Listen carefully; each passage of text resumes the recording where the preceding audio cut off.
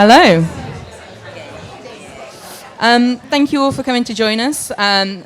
Got just a little topic of a waste-free world to discuss today, but got three really interesting and varying points of view to come from on the panel today. So thank you all for joining us. I'll let my panelists introduce themselves, so I'll hand over to you, Joel, to give a little intro and just a bit of your background and what you're bringing to the Zero Waste mission. Yeah, pleasure to be here. I'm Joel, founder of CleanHub, and our vision for CleanHub is basically to put a CleanHub into every coastal community, especially in the global south, where plastic pollution is strongest. And the CleanHub is basically a center where all plastic waste is accepted, sorted, and then either goes for recycling or for disposal.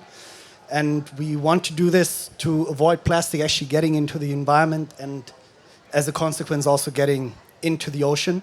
So if we're successful, we're going to be one of the largest waste management and recycling networks there is, and stop pollution. That's the goal. Hi everyone, I'm Tessa, co-founder and CEO of Olio. I was born and raised on a farm up in North Yorkshire, and I grew up with my mum saying on repeat almost daily, waste not, want not. So it's perhaps no great surprise that I then went on to co-found an app called Olio, which exists to solve the climate crisis by tackling the problem of waste, specifically in our homes and local communities. And we do that by connecting people with their neighbours so they can give away, rather than throw away, their spare food and other household items. I could talk at great length about Olio, but I will stop at that. Hi, my name is Francesca, and I am an eco-artivist, or rubbish artist, as I like to call myself. I don't get offended if you do call me that. It's interesting because I used to be a city solicitor and worked in the West End as well anyway. But at the end of the day, I had children. And then when I had to go back to work, I just thought, what do I really want to do? And as Tessa said, I think I've been brought up in very green environment, very eco. I mean, we'd go tree guerrilla planting during the weekend. So I think that basics that I had from my parents came back, and I just wanted to leave the world in a better place. And I found it for my children, which is not what's happening. So I turned to art, which I think is a great way to communicate the urgency, in this case, of being eco-friendly. Amazing. So I think we're under no illusion that we are in a world full of waste at the minute. Tessa, maybe you could give us an idea of the scale of the problem that we're tackling at the minute. I'm sorry to start off with some really depressing data for you all.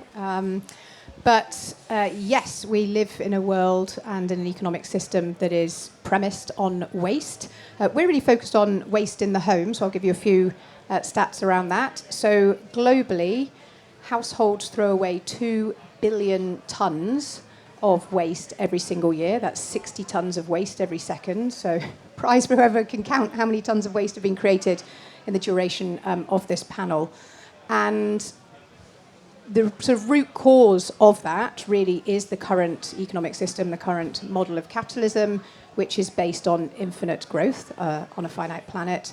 And businesses are incentivized to get us all to consume as much as possible. And a great hack to get us to consume as much as possible is to encourage us to buy stuff, not use it, throw it away, and go ahead and buy some more.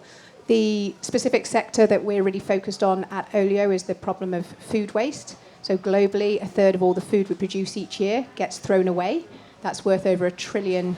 Now, when you hear data like that, it's very easy to assume that food waste is something that perhaps the main responsibility for that lies with businesses. But actually, here in the UK, that couldn't be further from the truth. Here in the UK, 60% of all food waste is generated by us in our homes. So that's you and that's me. The latest data shows that a typical household of 4 people throws away £1,000 of perfectly good food every single year. And the climate impacts of that are devastating. If it were to be a country, food waste would be the 3rd largest source of greenhouse gas emissions after the USA and China. So if we're going to solve the climate crisis, we've absolutely got to solve the food waste crisis as a matter of priority. Wow, that's news to me. In fact, we often focus on other areas, but food waste is sort of the easiest thing we can tap into. It's pretty pretty powerful as an individual. It is. So Project Drawdown, I don't know how many of you have heard of it, but if you haven't, do go ahead and search for it and look it up. They released some data a couple of months ago that was pretty mind-blowing. They stack ranked the top 20 solutions that individuals and households can take to play their part in solving the climate crisis. And in position number 1 was reducing food waste, very, very, very closely followed by eating a plant-based diet. And the beauty of solving the food waste problem is it doesn't require you to go out and buy anything. In fact, quite to the contrary, it's going to save you a lot of money and you'll feel really great doing it. Amazing. Joel, your work concentrates on plastic, which we're all aware of as a big issue. You focus mostly in sort of developing nations, coastal communities. Why the focus there? Because this is where the majority of ocean plastic pollution comes from. And especially if you look at the global south, this is where there is no waste management infrastructure. So globally, 2 billion people do not have the benefit of somebody coming and picking up your rubbish bin twice a month or every week. They never come. At the same time, they start to consume like everybody else on the planet. And if nobody comes to pick up your trash, you still want to get rid of it. And the ocean is doing, on the surface, a pretty good job at that, because once you throw it in, it's gone, right? The current is going to take it away. If you dump it in the next river, the river is going to take it away. We started a project in North Sulawesi in Indonesia, and there was literally a sign next to the river, please dump your trash into the river, not next to it, so that it is gone. 50% of ocean plastic pollution comes especially from rural areas, from little towns, because it's not worth sending a truck there. And the other thing that people do a lot is they just start a bonfire at the night and burn all the plastic, so you get all the furans, all the toxins into the atmosphere. There are studies that say that between 2 to 10% of global greenhouse gas equivalent emissions come from the open burning of plastic or open burning of waste. And I think that ranks pretty closely to the food waste problem. I'm even more depressed now. Yeah, it will get lighter, I promise. The solution's coming. It's not just plastic, it's all waste. So also food waste that's being burned and so on. Absolutely. So I think it's really clear we need to make a relationship shift with waste and the things that we don't think have a purpose anymore. And Francesca, your work is doing that to change people's relationship with waste. How do people react to your work? Actually, really well. So basically, when I say that I'm a rubbish artist, it's because I make artwork with waste only. Yeah, all sorts of waste. I wanted to find a way to get through to as many people as possible. And when I was thinking how to do it, first of all, I thought government, of course, it reaches everyone, but it's so slow. Individuals, of course, is the best. I do it on a daily basis. We're doing it now, but 10 lifetimes are not enough to reach as many people as I would like to make a real impact. And so I just thought companies. As an ex-solicitor, I feel very easy, in city offices. And I found a friend who believed in me. I just told him, please give me all your rubbish and a bit of a wall. That's all I need, so I can try it. I tried it. It worked very well. They actually moved it from where it was, a little rest area, to one of the boardrooms now. And it kept going by word of mouth. And the fact is, so what I do is, I go in there. They call me, of course. I don't just turn up. Unfortunately, I love to do that. I'm going to start doing that. And I rummage through the bins. We find out the things that they can keep on the side.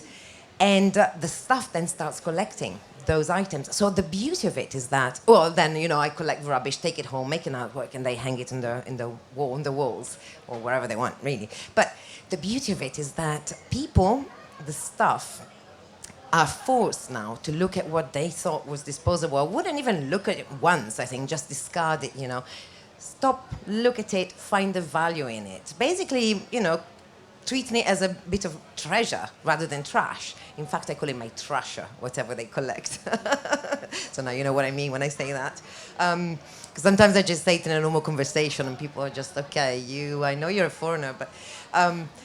And I think it's having a beautiful impact. Also because, if you think about it, art, again, great art, I think, not that I do that necessarily, but great art, I think, is what manages to communicate a whole concept visually in a second, immediately, with immediacy, right? And I think that companies that now want to show their commitment to sustainability can do it just by visually, just by having a piece of this art in their office. In fact, apparently it's a beautiful icebreaker with the clients, and they do keep coming back for more, which is great. Though now I also do pro bono work, if I can mention that. I've been working on commissions only for the past 2 years. I love to do 3 months a year of pro bono, and I'm catching up with that. So actually, in June, I'll be in Venice with a collaboration with the Institute of Marine Sciences during the Venice Boat Show, where I'll be making. I'm so excited. I'll be making this permanent installation in loco, using both the rubbish they collect from the sea and that they make in their labs. So I love this dichotomy and this tension between the two things. Like, they produce waste in order to, take away the waste from the world. It's Project Maelstrom, actually. If you want to look it up, it's an amazing project. I'm going to have to stop here, I guess. It's a good plug. Wasn't a sign, wasn't a signal. I'm not going to hit you with my microphone. You can carry on. It's all good. Just say stop. Okay, enough fun, please. So yeah, that'll be extremely interesting. I can't wait. Also, well, you never know. I'll get some more commissions from this lot. The hustle never ends, I see. Just to move the conversation onto the idea of shifting our relationship with waste. You're discussing that beautifully. But it's all about behaviour change, I think. And I know, at Olio, you do some of the frameworking based on that. Would you like to talk us through how you position behaviour change through your work? Yeah, so behaviour change and also behavioural psychology specifically is something I'm really, really passionate about and have properly kind of geeked out on over the past few years, too many to count now. I feel very strongly that the large incumbents have harnessed the power of behavioural psychology to appeal to our inner primate and really use it for the worst. And I think that companies and organisations that are trying to drive positive behaviour change need to kind of fight fire with fire and really unlock the power of behavioural psychology specifically. A framework that we use quite a lot is the EAST model, which basically says that in order to drive behaviour change, you need to ensure that your proposition is easy, it is attractive, it is social, and it is timely. And I think where many sustainability products, initiatives, and services are falling short at the moment is they are not being strong enough on that attractive element. And I don't think they're leaning hard enough into the social piece either, because sadly I've learned that the single biggest determinant of whether someone will do something or not is whether they think everyone else is doing it. So if you join Olio, you might spot us in lots of subtle and not so subtle ways convincing you that everyone else is sharing their stuff, so why don't you join them? I think the other major learning we've had around behaviour change is it's really important to meet people where they are. And you have to almost put your idealism to one side. And so 2 specific examples of this. We spent many, many years trying to persuade everybody to join Olio and then leap off their couch, open their cupboard doors or their fridge doors and snap a photo of their spare food and add it to the app and expect to have a random stranger come to their home. And no great surprise, not many people were up for that. So what we have instead done is say, well, why don't we meet people where they are? People are much more comfortable sharing household items with their neighbours. So actually the main entry point for most people now into Olio is when they're decluttering their home. Perhaps they're going through that toiletries drawer that I think most of us have got, full of all that crap that we don't know what to do with it. And people will use Olio to do that decluttering. They then meet a neighbour on the doorstep. They realise that was fun, that was easy, that was normal.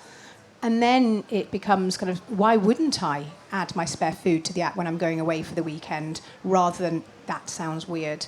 And I think a second example of that is that for the longest time we were pitching Olio very much as a climate solution. Because that's what motivates me, that's what motivates the team. We've got some awesome team members in the back row there. We're really, really, really motivated to solve the climate crisis. But what we've discovered is that actually most people are motivated by community and by the social impact that Olio is having. And so now in our communications, we're really leaning into that kind of help a neighbour, help your community. And it delivers the outcome far better than if we carried on sort of banging on about the climate crisis. So I think it's really, really, really important to be pragmatic and to unlock whatever motivators that people have. So long as they do the end outcome that you want, then double down on that.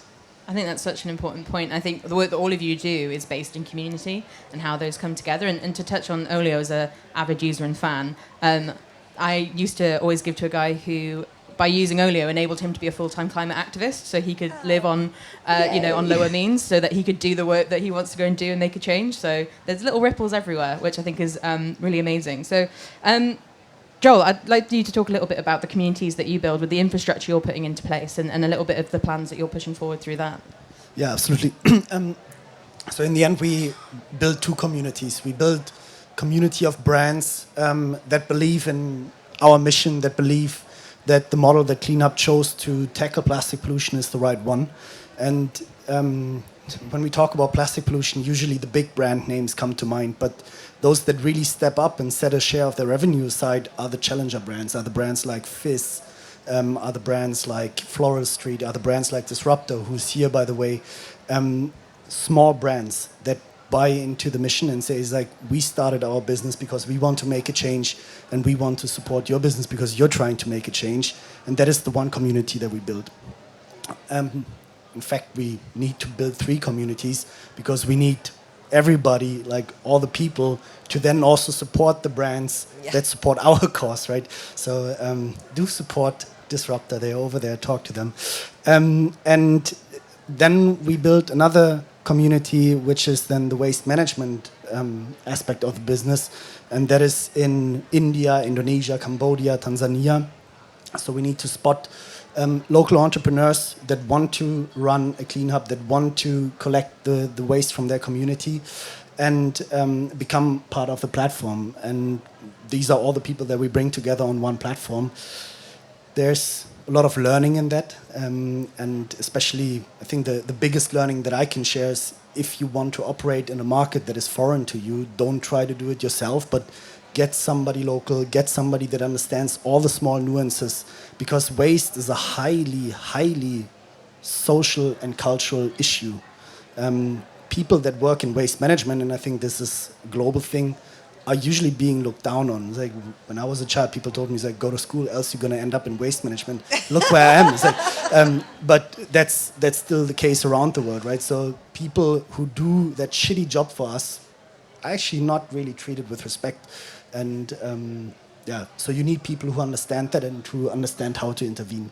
Yeah, I think that's a really important point, is working with existing communities to make change and fostering those together. And Francesca, I know yesterday you had a good session with some school children and bringing them in there. Secondary school children. I didn't know if they would eat me alive, or I'm still here, so it went quite well, I think. But yes, community is essential. And not only the community in general, which is where I focus my pro bono work. I mean, I've worked on year-long collaborations with India as well, schools all over the world, institutions, but also the community of artists and mosaicists. So I'm basically retrained as a mosaicist, mosaics and fine art, which I also taught at the London School of Mosaic. It's a beautiful community, by the way. But what I try to do is also, foster those two communities, both the artists and the mosaicists, to look at waste as a prime material. Also because, mosaic is really easy, of course, and I am getting quite a few, followers? So I am building a bit of a community here, a teamwork there, to help me out. Even tomorrow they'll be here with me making the sign for Earthfest, a couple of them. But also especially artists, because I think what artists are, they are alternative thinkers, right? They should be trendy. They should be setting the trend. They should be talking about the issues that are most important at the moment. I think that art should be meaningful, not beautiful. Though in my case, they coincide, because the most beautiful, it is, the clearer the message comes across. But, and so I am also surprised at the fact that sustainability is still not as important as it should be. I think it should be at the basics of everything an artist does. But there is things are going a lot better, getting a lot better in there too. Yes, also another thing I wanted to say, in some projects that I've done or some submissions that, I did for some public projects, they always look for community involvement. And by that, they usually mean workshops, which are a great way, to share, to communicate, to be together and enjoy the moment and what will be made out of it. But at the same time, it's there and then and only. What I try to do is to involve the community in collecting the waste that will then be used to make the artwork. And if you think about it, I think it has a much longer legacy because, of course, it's months that it takes to collect all of these. It's a change in attitude that is instilled in the people, little by little, without even them realizing. And imagine, even the littering problem, I think, could be sorted by changing that, You wouldn't be throwing things, first of all, and secondly, not on the street, most likely. You'd be thinking twice. Automatically, I think your body would stop, So I'm trying to make that work as well and make people understand how that has a community impact, which is just as, if not more important than workshops. But Brilliant. We've got a few minutes left, and I wanted to touch on a rather big topic, which is recycling. And I know there's some differing opinions on the panel today on the effectiveness and the use and the position of recycling in getting to a zero-waste world. And obviously, Joel, you're a proponent of good old recycling, so perhaps we start with there, and then I'd love to hear their opinions as well. Yeah, so I think we as humans, we always strive to find very simple answers to complex problems.